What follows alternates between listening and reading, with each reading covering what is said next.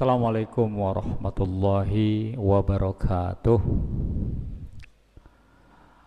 Alhamdulillahi rabbil alamin. Wassalatu wassalamu ala asyrafil anbiya'i wal mursalin Sayyidina wa maulana Muhammadin wa ala alihi wa ashabihi wa man tabi'ahu bi ihsanin ila yaumiddin.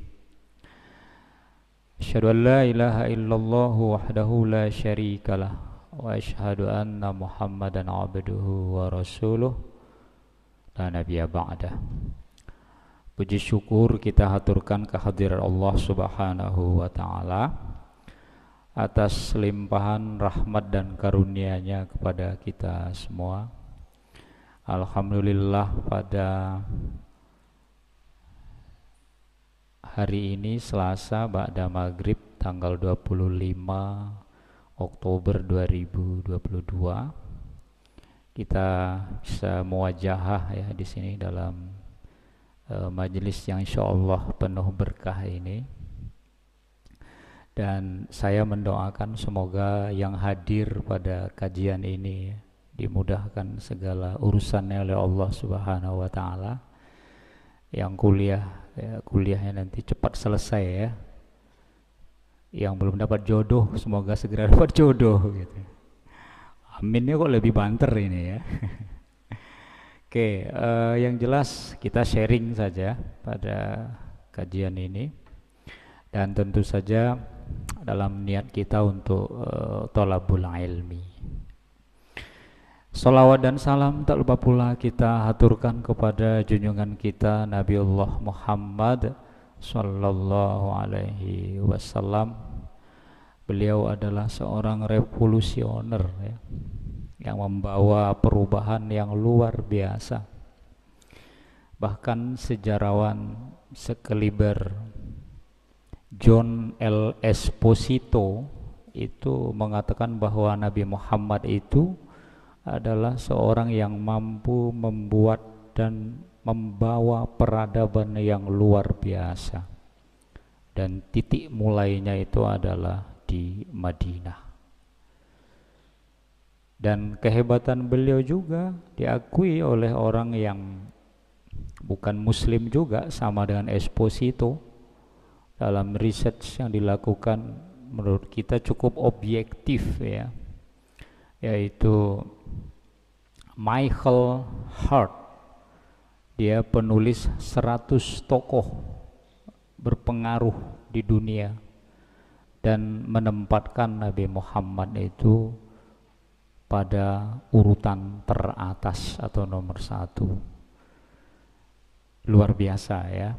Jadi kalau kita mengikut Kanjeng Nabi, mengikut Nabi, insyaallah sudah diakui bukan hanya kebenarannya oleh orang-orang kita yang Islam, di luar Islam sana pun mereka mengakui itu. Nah, pada kajian ini kita akan berbicara tema pada malam ini, etika, moral, dan akhlak.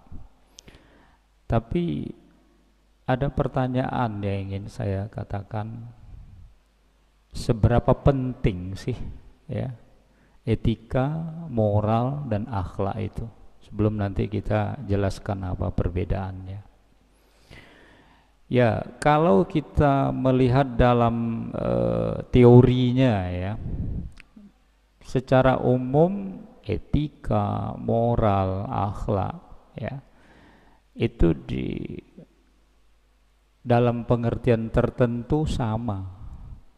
Ketika orang mengatakan etikamu baik, moralmu baik, akhlakmu baik, terus balik juga orang mengatakan etikamu buruk, moralmu buruk, akhlakmu buruk. Dalam pengertian itu terlihat atau terkesan sama ya, padahal sesungguhnya itu ada perbedaan juga. Jadi serupa tapi tak sama ya. Nah, kalau misalnya kita lihat wahyu akhlak dulu. untuk akhlak itu ya, itu sumbernya itu jelas. Sumber utamanya adalah Al-Quran ya, atau dari wahyu dan sunnah Nabi.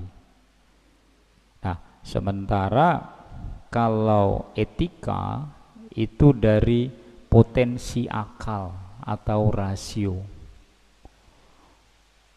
Moral itu agak berbeda. Sumbernya itu dari custom, yaitu kebiasaan. Jadi baik buruk itu menurut moral itu berdasarkan kebiasaan suatu masyarakat. Makanya baik menurut kita di Indonesia belum tentu baik di tempat lain gitu. Ya. Saya pernah ngasih contoh, kalau kita di Indonesia ketemu sama orang senyum, yang orang yang belum kita kenal gitu ya, itu baik. Tetapi ternyata itu tidak baik kalau dilakukan di Rusia yang sedang berperang sekarang sama Ukraina. Jadi kalau kalian, saya ketemu sama cowok sama cowok, lalu untuk menyapa, untuk menunjukkan keakraban, kita lalu dengan tersenyum, di sana itu dianggap tidak baik. Kenapa? Kalau cowok ketemu sama cowok belum kenal kok tiba-tiba senyum gitu ya, itu di sana dianggap ada ketertarikan secara seksual, homo gitu loh. Perempuan juga begitu, kalau ketemu sama perempuan lalu nggak kenal tiba-tiba senyum gitu ya, jadi semacam code ya, kayak kode bahwa dia seneng, dan mereka nggak suka karena belum kenal kok sudah tertarik secara seksual. Di kita kan enggak, itu moral, berkaitan dengan custom, sesuai dengan lokalitasnya. Nah, lalu kemudian kalau ruang lingkupnya tuh hampir semua sama tapi beda. Kalau etika tuh ruang lingkupnya universal, menolong tuh di semua tempat tuh sama ya, membantu orang itu sama ya. Akhlak juga berlaku universal ya. Kalau kita berbuat baik sama orang tertentu, orang yang tidak kita kenal, itu berlaku universal, semua sama baik. Tetapi kalau moral itu belum tentu. Kalian misalnya memancing di sebuah sungai, secara etikanya kita ngambil ikan tidak ada yang melarang, wong sungai itu milik bersama kok. Tapi di masyarakat tertentu ada yang namanya sungai itu sungai larangan. Nggak boleh dipancing ikannya, nggak boleh diambil ikannya, kualat katanya kan, karena siapa yang berani ngambil ikannya itu dia nanti akan mendapatkan kualat, sehingga orang nggak berani. Mungkin kalian pernah dengar ya, kalau di masyarakat tradisional seperti di Banten ya, orang Badui ya, Kampung Naga, ada kebiasaan-kebiasaan yang menurut kita tuh ndak apa-apa, tetapi bagi mereka itu tidak biasa ya. Nah ini kalau moral itu ruang lingkupnya dia tuh bersifat lokal sesuai dengan masyarakatnya. Ini untuk membedakan ya. Kemudian tanggung jawabnya, kalau tanggung jawab akhlak itu ada perpaduan antara unsur batiniah dan lahiriah akhlak. Sementara kalau etika, tanggung jawab itu hanya bersifat lahiriah saja. Itu bedanya. Nah, sebaliknya kalau dalam moral itu tanggung jawabnya itu unsur batiniah. Nah, ini bedanya. Kalau akhlak Islam unsur batiniah dan lahiriah, kalau etika unsur lahiriah saja, penampakannya saja. Sementara dalam moral itu tanggung jawab itu bersifat batiniah gitu. Kemudian sanksi, reward atau dan punishment. Kalau akhlak ini dunia akhirat, ya kan? orang melakukan kesalahan di negara yang memberlakukan syariat Islam misalnya, itu ada hukumnya. Pencuri potong tangan misalnya kan, pezina dirajam misalnya, ada hukum dunianya. Dan di akhirat pasti ya, kalau udah melanggar syariat Allah itu ya kita akan mendapat ganjaran atas perbuatan yang sudah kita lakukan di dunia. Itu akhlak. Sementara kalau etika itu sanksinya hanyalah di dunia saja. Moral juga sama, sanksinya sanksi dunia. Etikanya makan. Kalau kalian makan di restoran ya, atau kita makan di restoran, ada garpu, ada sendok, kemudian ada serbet yang macam-macam itu kan, taruh sini ya kan. Kalau kita makannya seafood ya, makanan laut, itu ada semacam gergajinya kan, ada penjepitnya gitu, macam-macam. Lalu kalian menyampingkan itu semua, nggak pakai sendok, nggak pakai garpu, nggak pakai pisau ya, langsung pegang aja gitu kan, makan. Bagi orang yang melihat ini orang nggak ngerti etika ini gitu kan, bahasanya apa, tidak punya etiket gitu loh. Dan itu hanya urusan dunia. Kalau kalian biasa pakai tangan makannya, nggak pakai sendok ya, tinggal bilang aja, maaf saya biasa makan tuh pakai jari 5, makan aja gitu kan. Oh nggak ada sanksinya ini kan. Tetapi kalau untuk urusan dunia, orang akan melihat ini orang nggak ngerti etiket makan nih. Serbet ditaruh di atas kepala gitu kan, kobokan dikira air minum, lalu diminum gitu kan. Tisu dibungkus bawa pulang. Sak garpu-garpunya nggak dipakai gitu. Itu hanya urusan dunia ya. Sama dengan sanksi-sanksi adat moral di suatu masyarakat. Ada orang yang melakukan tindakan moral, melanggar peraturan, misalnya tidak boleh menebang di hutan larangan, lalu dia tetap menebang, mencuri kayu, ya sanksi di dunia ya. Nah, lalu sifatnya gimana sih, sifat akhlak, etika, dan moral? Kalau sifatnya akhlak itu pasti ada unsur teologisnya ya, itu sifatnya gitu, teologis, berkaitan dengan iman. Kenapa kamu berbuat baik? Ya karena menurut agama saya berbuat baik itu memang ajaran yang harus saya lakukan. Menjadi orang baik atau menjadi orang soleh itu dalam agama kita memang dianjurkan. Kalian nanti punya kawan sudah menikah lalu punya anak, doanya gimana? Ucapannya, kalau anaknya laki-laki, semoga menjadi anak yang soleh. Kalau dia perempuan, semoga dia menjadi anak solihah. Teologis banget ya.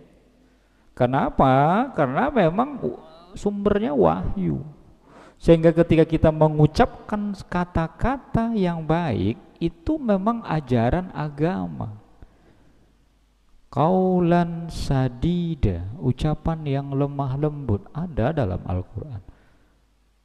Fala taqul lahuma jangan berkata pada orang tua, dari ucapan saja. Kenapa? Karena ada firman Allah yang melarang kita seperti itu. Kalian misalnya masuk perpustakaan pusat, dilarang berbicara, dilarang ngobrol di area baca, lalu kalian tetap aja ngobrol, dosa nggak? Enggak ya kan? Siapa yang katakan dosa? Cuma kalian melanggar aturan. Orang di perpustakaan malah ngomong tentang bojo, malah ngomong tentang gebetan, itu kan nggak apa-apa, nah dosa ya. Cuma etikanya kalian di situ gitu. Ya itu duniawi sifatnya. Nah, lalu juga kalau etika itu duniawi, jadi sifatnya duniawi, moral duniawi, semua duniawi ya. Nah kemudian Kesesuaiannya gimana? Etika, akhlak, dan moral itu berbeda soal kesesuaian. Kalau Islam itu sholih fi kullil makan wa zaman. Islam itu sesuai, berkorelasi dengan perkembangan masa, waktu, tempat, dimanapun itu sesuai. Makanya etika Islam tuh sampai sekarang tuh bagus. Kalian dengar nggak?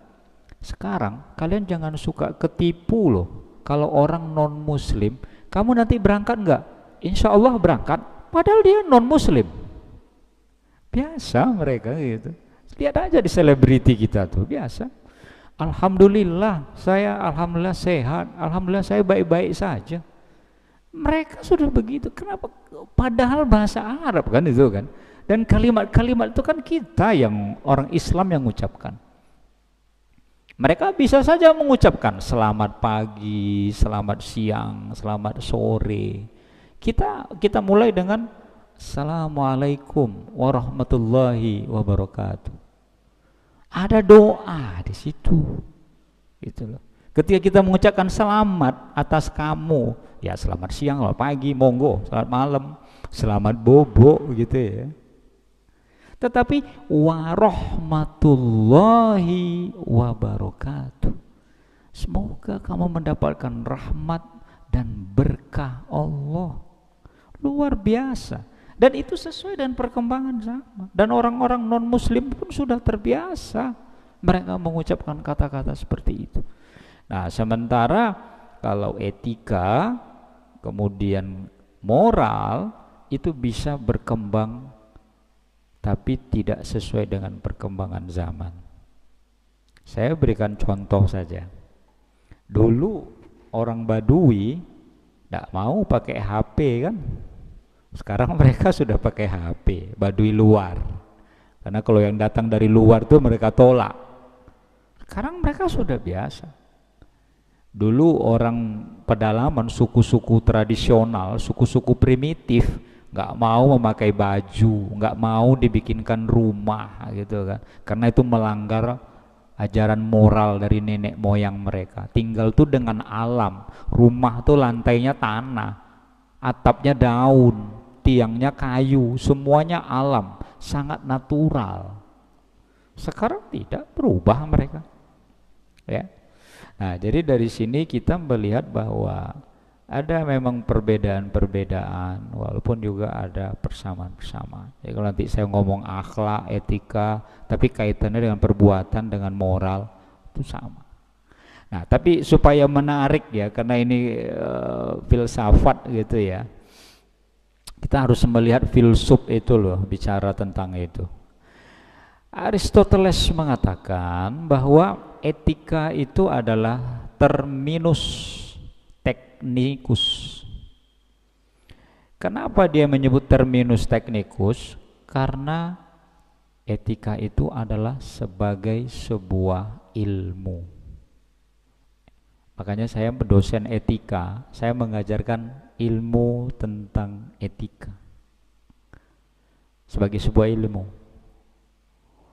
Tapi Aristoteles juga menjelaskan bahwa etika itu juga manner and custom.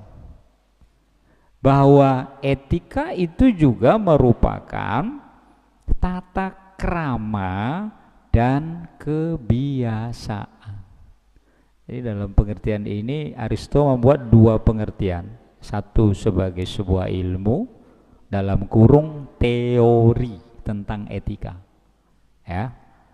Kalau anak mahasiswa filsafat udah ngerti ini. Ya. Tetapi kalau dia bicara tentang tata krama dan kebiasaan, itu berkaitan dengan moral. Moral dalam kurung artinya ini adalah prakteknya.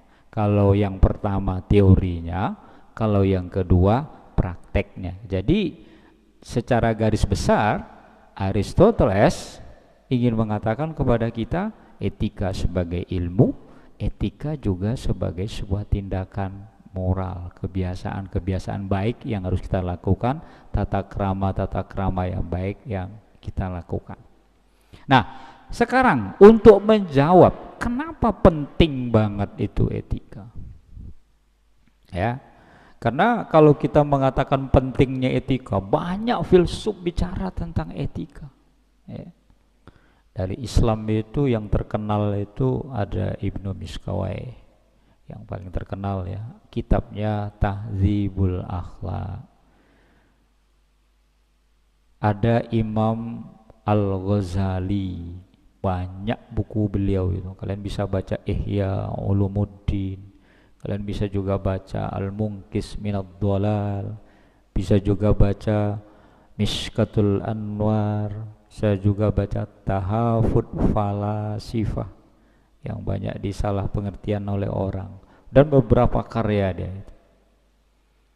Menurut Ibnu Miskawai, etika atau akhlak, dia mengatakan dengan etika ya atau akhlak ya sama. Keadaan jiwa seseorang yang mendorong ia melakukan perbuatan tanpa pertimbangan. Jadi kalau jiwa kita ya, idenya dari jiwa kita, lalu kita membuat tindakan, menolong orang kah, berbuat baik atau melakukan apa, pokoknya yang baik tanpa pertimbangan, itu disebut akhlak atau etika dalam pengertian ini. Artinya apa? Kalian ke kampus, lalu saat kalian di jalan Solo sana ada orang kecelakaan. Kalian tidak lihat dulu siapa dia atau kalian mau kemana, refleks saja kalian tolong. Dia motornya dia jatuh, lalu kalian bawa ke pinggir. Tidak kalian lihat dulu agamanya apa, tak lihat dulu, wah bukan Islam, tidak tak tolong, nggak boleh itu. Ya, kalau menurut teori, ya, karena niat kita untuk menolong itu spontan saja.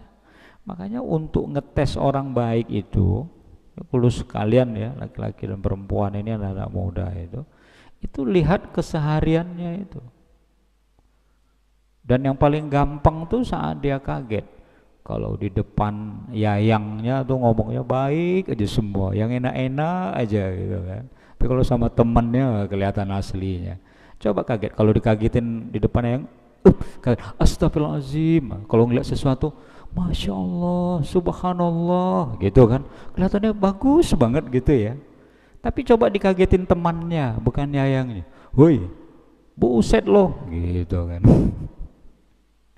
Kalau dia kecelakaan atau dia jatuh, gila aku kecelakaan. Tapi ke depan orang dia menjaga mulutnya supaya dia terkesan baik. Nah, kalau orang yang baik dimanapun, kapanpun, yang spontan keluar dari ucapan dan perbuatannya, refleksnya gitu ya, itu ya baik. Makanya kalian kalau ngagetin orang lalu ucapan yang keluar, monyet lo gitu kan, berarti dia nggak pernah ngomong astagfirullah. Kalau kita kan gitu kan, subhanallah, hanya di depan orang aja pura-pura baik. Jadi hanya pencitraan itu loh. Tapi kalau orang baik itu dimanapun kapan, mau ada orang mau nggak ada orang, dia tetap baik gitu. Nah ini yang dimaksud dengan tanpa pertimbangan pikiran. Kalau memang dia baik, dia akan melakukan kebaikan. Al-Ghazali hampir sama. Kalau Ibnu Miskawai menyebut keadaan jiwa, kalau Al-Ghazali menyebut sifat yang tertanam pada diri seseorang tanpa melalui pertimbangan akal pikiran. Jadi sifatnya sudah begitu. Allahu Akbar, Allahu Akbar. Wah, dia lagi kuliah. Waduh, udah azan ini. Mohon maaf Pak, ini udah azan ya Pak, gitu kan. Spontan, bagus. Tapi dia kalau hanya kayak gitu, hanya charper di depan orang yang dia sukai. Begitu dia ada di depan orang yang dia sukai, sholatnya dilama-lamain gitu kan, biar ketok khusyuk gitu kan. Ayo dong sholat gitu, ini waktu sholat ini, masa di kafe kita nggak sholat ngafe gitu. Tetap sholat dong ya. Kalau dia memang hanya di depan orang, tidak sewaktu-waktu dimanapun dia berada melakukan kebaikan atau sifat aslinya yang tidak baik, berarti tidak sesuai dengan pengertian yang disampaikan oleh Imam Al-Ghazali. Jadi sifat yang tertanam itu ketika dia melakukan kebaikan bukan karena ingin dipuji, ya, bukan hanya pencitraan, tetapi memang dia tetap baik kapanpun, dimanapun, gitu. Ya. Nah, makanya kalau kita ingin menjadi orang baik itu kita memang harus memahami ini, sehingga wajar kalau misalnya kita berakhlak itu baik, beretika itu baik, bermoral itu baik, karena memang itu semua sangat penting. Saya melihat untuk jawaban pertanyaan di awal tadi, mengapa sih etika, akhlak, moral itu sebegitu pentingnya bagi kita? Paling tidak ada 6 jawaban untuk menjelaskan itu alasannya. Kenapa akhlak itu, etika itu, moral itu sangat penting bagi kita manusia. Yang pertama, akhlak mulia itu sebagai amal yang luar biasa. Kalau dalam bahasa agama ini jawabannya memang penjelasannya normatif, teologis. Jadi akhlak mulia itu amalan yang luar biasa. Bisa dilihat dalam surat Ar-Rahman ya, ayat 60. Hal jazaa'ul ihsani illal ihsan. Tidak ada balasan kebaikan kecuali kebaikan pula. Kalau kalian melakukan kebaikan, saya melakukan kebaikan, Allah akan memberikan kebaikan pula balasannya. Makanya kalau kita menjadikan akhlak mulia itu sebagai amal yang luar biasa, Allah membalas setiap perbuatan yang kita lakukan. Kalau dalam bahasa sehari-hari kita mengatakan kalau kita melakukan kejahatan pada orang lain, suatu saat kita mendapat kejahatan pula dari orang lain. Apa kita menyebutnya? Karma. Tapi kalau dalam Islam kita tidak mengenal istilah itu. Kalau kita melakukan kebaikan, Allah akan balas kebaikan. Kalau kita melakukan perbuatan jahat, Allah akan memberikan ganjaran dosanya. Nah, ini baru kita mencoba menggabungkan antara pendekatan normatif dengan pendekatan rasionalnya. Kalau kita melakukan kebaikan, siapa sih yang nggak senang?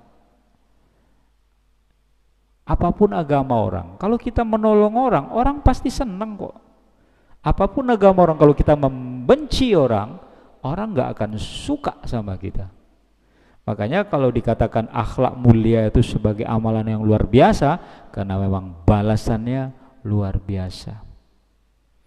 Yang kedua, kenapa penting akhlak itu kita pelajari, etika dan moral itu penting kita pelajari? Derajat orang yang berakhlak mulia itu tinggi. Jadi derajatnya tuh tinggi. Sudah pinter, bagus, cantik gitu ya, akhlaknya baik, perfect dah, sudah paket komplit. Ya. Kalian kan nyari kayak gitu kan? Yang perempuan nyari yang ganteng, yang pinter, yang kaya gitu ya, yang baik akhlaknya. Paket komplit itu ya, bukan paket hemat gitu ya. Semua kita pengen begitu.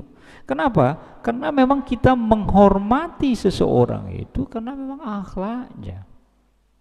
Rasulullah dihormati karena akhlaknya. Kita pun ingin dihormati itu juga mestinya karena akhlak kita. Orang suka berteman dengan kita bukan hanya persoalan kita famous ya, tetapi karena memang kita baik gitu loh. Kita humble, kita aware ya. Kita friendly sama orang, sehingga orang ingin berlomba-lomba menjadi teman kita dan bangga menjadi teman kita. Coba kalian punya teman, lalu teman kalian itu jahat perbuatannya. Ini contoh loh ya, bukan di sini kalian ini orang baik semua ya. Contoh. Lalu teman itu ternyata ketangkep sedang mencuri. Digebuk sama orang, babak belur, orang mencuri. Mana mencurinya di rumah janda lagi, ya kan? tangkap teman kalian. Ada pemuda ketangkap di kampung sebelah sedang mencuri, digebuki oleh warga. Ada yang kenal nggak? Temanmu nggak? Temanmu nggak? Kalau seandainya itu teman kalian, kira-kira kalian ngaku nggak? Enggak lah, bahaya lah, gitu kan? Mosok ngaku temannya jahat gitu. Wah, kalau kamu temannya jahat, jangan-jangan kamu juga maling, kan gitu kata orang. Tapi coba kalau kalian tuh orang baik, kalian tuh orang hebat, kalian orang berprestasi, kalian akan mengatakan, itu loh yang lulus cum laude itu, yang bisa bahasa Inggris, bisa bahasa Arab, itu teman saya, satu pondok dengan saya, satu kasur dulu sama saya, sempit dong satu kasur, ya, satu baju, sering gonta-ganti baju, dengan bangganya kita, gitu loh. Dan kita ingin diakui dia sebagai teman. Makanya sangat wajar derajat orang yang berakhlak itu sangat tinggi. Nah, ini bisa juga dilihat, ini alasannya harus normatif ini ya. Innal abada la yuzriku bi husni khuluqihi darajatas shaimil qaim. Ya, hadis diriwayatkan oleh Abu Dawud. Rasulullah mengatakan, sesungguhnya orang mukmin dengan akhlaknya dapat mencapai derajat orang-orang yang berpuasa dan melakukan sholat malam. Luar biasa loh. Padahal orang-orang yang qiyamul lail, yang sholat malam itu kan jarang-jarang. Anda, saya ngatakan saya, bangun sih jam 1, jam 2, tapi cuma apa? Pipis, tidur lagi.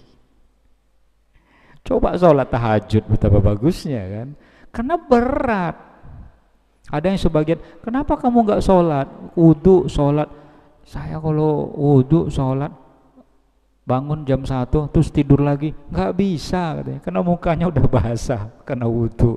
Alasan kita biasanya gitu kan. Saya akan tidurnya terputus. Berat memang. Makanya kalau orang yang berakhlak mulia itu derajatnya sama dengan orang-orang yang ahli ibadah, yang dia tuh selalu qiyamul lail, dan itu menurut saya orang-orang yang hebat. Di sini ada ya, insyaallah ya, yang rajin sholat malam ya, begadang malam, sholat malam gitu. Kita upayakan itu, mulia derajat kita. Ya, maka kalau kita mengatakan betapa akhlak, moral, etika itu penting ya, itu ya karena itu tadi derajatnya itu tinggi. Lalu yang ketiga, orang baik itu lebih disukai dari orang pinter.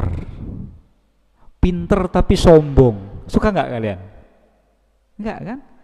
Dia sih nggak pinter-pinter amat, tapi baik. Saya senang berteman dengan dia. Biasanya kita begitu.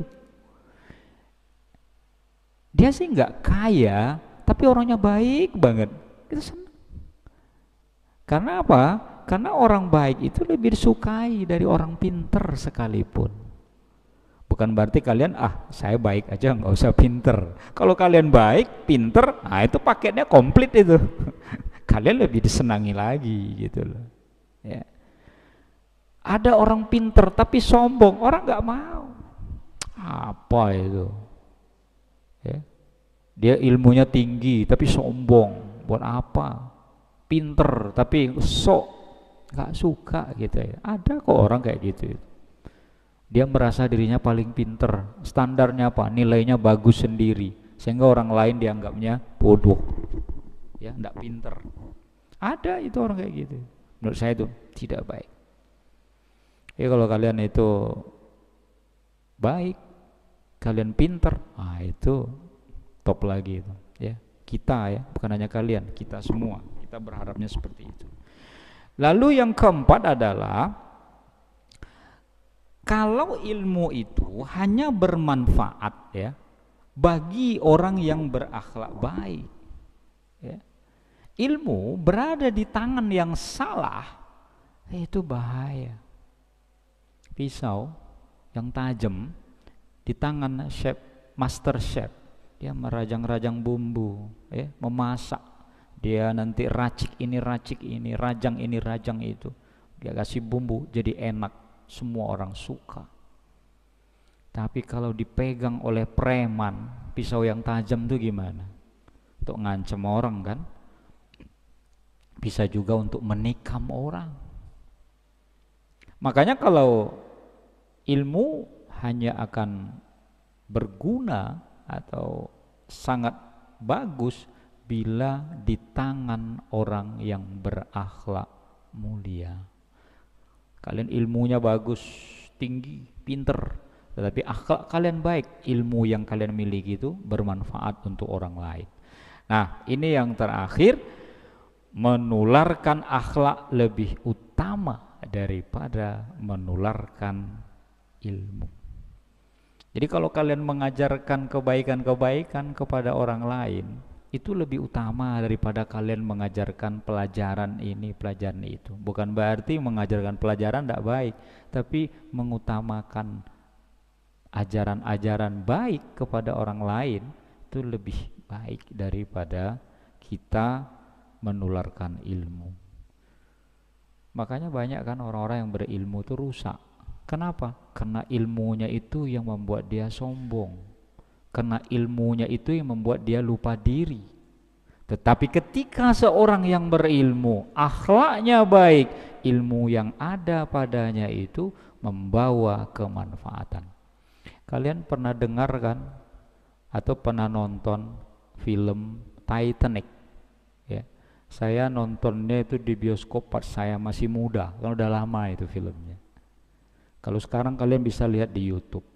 Kalian tahu nggak, arsitek kapal Titanic itu mengatakan, karena kapal Titan itu kapal yang terbesar di masanya dan termewah, melakukan pelayaran dari Inggris menuju Amerika, yang jaraknya cukup jauh dan menyeberangi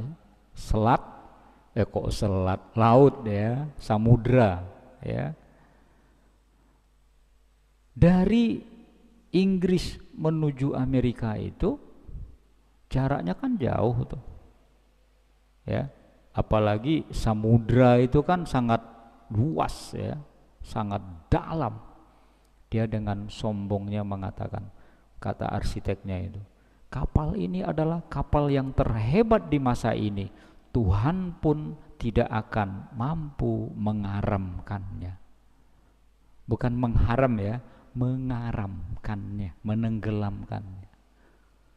Entah kebetulan, entah apa, yang terjadi kemudian adalah kapal tersebut karam di Samudra Atlantik dan menewaskan banyak orang, ratusan ya, yang tewas, ribuan bahkan, karena penumpangnya sangat banyak. Kapal mewah kok. Artinya apa? Kalau orang memiliki ilmu lalu kesombongannya itu seakan-akan dia mengatakan dirinya itu lebih hebat ya, itu biasanya akan berakhir dengan keburukan.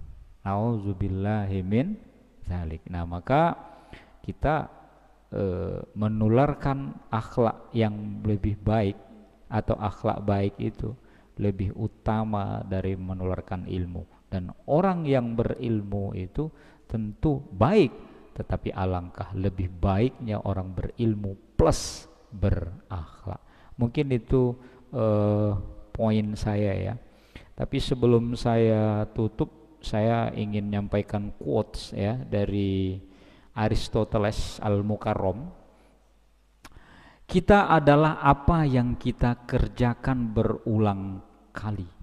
Dengan demikian kecemerlangan bukan tindakan, tetapi kebiasaan. Dalam ya.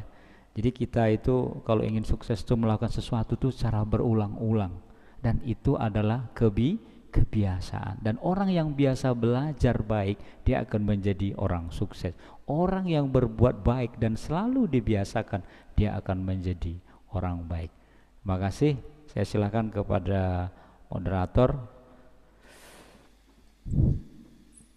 Silahkan bagi teman-teman yang hendak mengajukan pertanyaan dapat angkat tangan, monggo.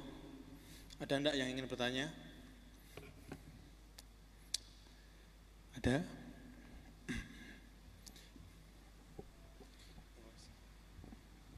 Minta sebut nama ya, Mas. Bismillahirrahmanirrahim. Assalamualaikum warahmatullahi wabarakatuh. Waalaikumsalam. Perkenalkan, nama saya Sarif dari Fakultas Tarbiyah jurusan PAI. Yang ingin saya tanyakan, tadi Bapak di awal menyampaikan bahwa Aristoteles membagi etika itu sebagai ilmu dan ada etika sebagai tindakan.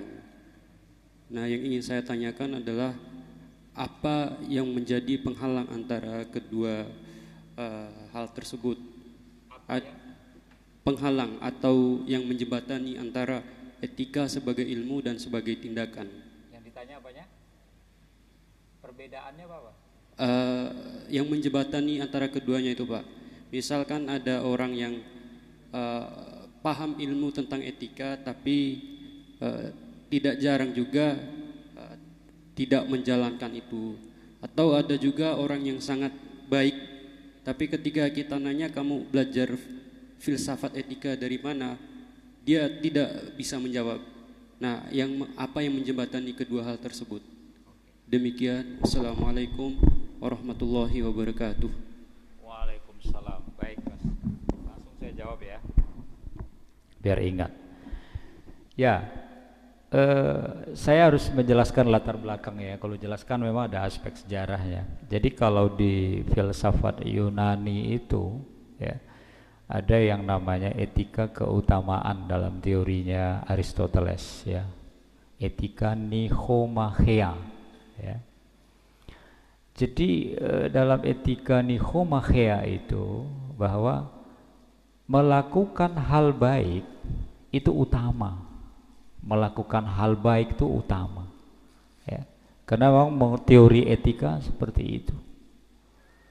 Tetapi kalau kita misalnya tidak melakukan kebaikan, itu dalam teori etika Yunani saat itu tidak masalah, itu urusanmu katanya.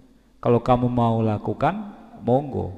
Kalau enggak kamu lakukan, juga enggak apa-apa ya. Ini berdasarkan teorinya seperti itu. Kenapa? Karena kalau misalnya kita melihat dari terminus technicus itu, etika itu sebuah kajian dipelajari saja, pelajari, didalami, dipahami. Kalau diamalkan lebih baik ya.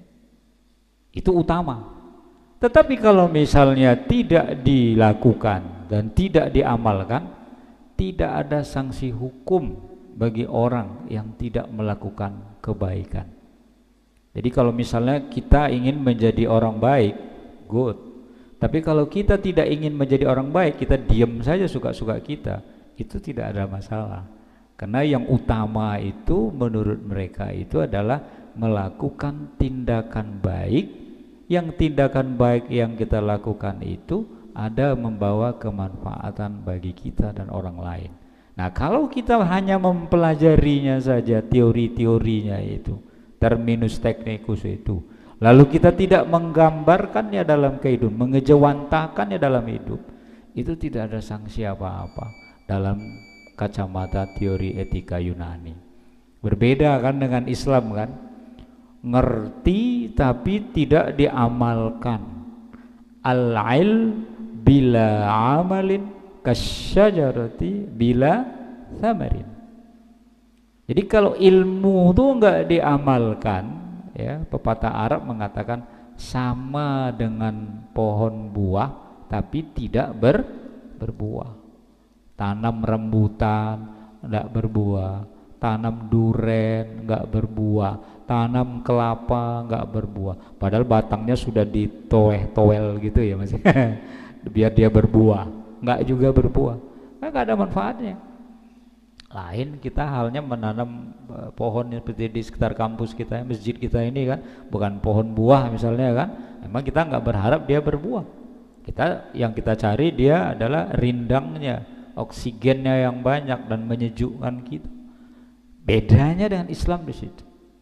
Lalu dalam Islam tuh ilmu tuh ya harus diamalkan dan amalnya. Jadi kalau terminus teknikusnya itu, ya teknikus itu teori akhlaknya itu. Manner and custom kita jadikan menjadi kebiasaan. Kita tahu cara berbicara yang baik, biasakan dong bicara yang baik. Kita tahu mana tindakan baik dan buruk menurut teorinya begini, lakukan tindakan baik itu. Kita tahu itu tindakan yang dilarang oleh agama, jangan dilakukan. Kita tahu tindakan yang dianjurkan oleh agama, kita lakukan. Jadi di situ kita memahaminya. Dan etika saat itu sebagai sebuah ilmu belum seperti sekarang, Mas, ya. Seperti etika deontologi, kemudian teleologi itu kan belakangan kan munculnya. Etika sebagai sebuah kewajiban, ya, dan etika sebagai tujuan, ya. Tindakan baik sebagai tujuan dan tindakan baik sebagai kewajiban yang harus kita lakukan menurut teorinya. Terima kasih, Mas, atas pertanyaannya. Dari kaum akhwat ada nggak? Ada yang mau bertanya? Silahkan satu lagi Ada. pertanyaan. Monggo, kalau masih ada. Masih ada waktu, Mas? Masih sedikit lagi. Satu lagi. Satu lagi. Diskusi sharing saja. Wah, tampaknya udah nggak ada, Mas. Sudah nggak ada. Saya tutup ya. Oke. Baik, terima kasih atas perhatiannya. Semoga tidak adanya pertanyaan bukan dampak karena hujan gitu ya, adem gitu ya. Jadi justru hujan ini menyejukkan kita. Sedikit ilmu yang saya berikan ini ada manfaatnya, semoga ya, harapan saya. Dan mari kita selalu berusaha untuk menjadi orang yang terbaik di sisi Allah, baik kita terhadap orang tua kita, guru-guru kita, teman kita, saudara kita, dan semoga Allah memberkahinya. Terima kasih atas perhatiannya. Waktu saya kembalikan. Assalamualaikum warahmatullahi wabarakatuh.